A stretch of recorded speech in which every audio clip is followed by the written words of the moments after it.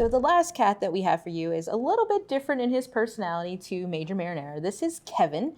And Kevin is a precocious little guy. He's about 1 to 2 years old, significantly smaller by about 7 pounds.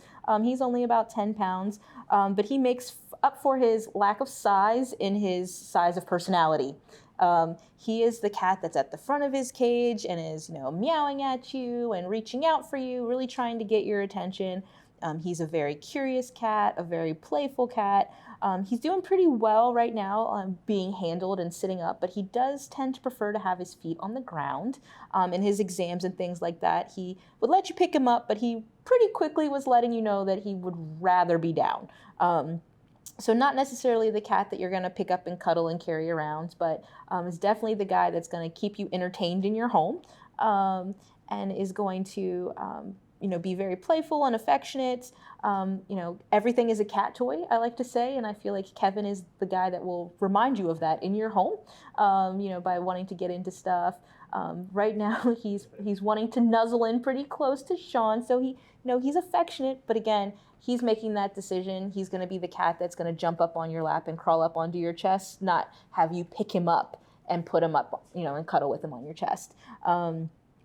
And he is one of the younger cats on the floor right now. It's not the time for kittens. While we do have a couple of kittens in foster care, for the most part, the kittens are definitely dwindling. We only have about 3 or 4 of those on the floor right now, and they are all scheduled to be adopted. So if you're looking for a younger cat, then Kevin might also be a great option for you on that front, because he does still have that kind of young personality. So he is going to be playful like a kitten. I noticed Kevin has a scab on his nose. What's that from? So I wanted to point that out today, because a lot of people ask those types of questions when they see the animals in their photos on Facebook and they're coming to visit them. A scab on the top of their nose is something that's very common here. And what happens is a lot of our stray animals end up trapped by either Good Samaritans or our officers out in the fields, and they get scared when they get stuck in there, and then they're trying to get out, and they just, they rub their nose and their face on those cages trying to get out. Even if they're just in a carrier sometimes and they're unfamiliar with that, they're trying to get out, and that's how they kind of get those abrasions on their nose.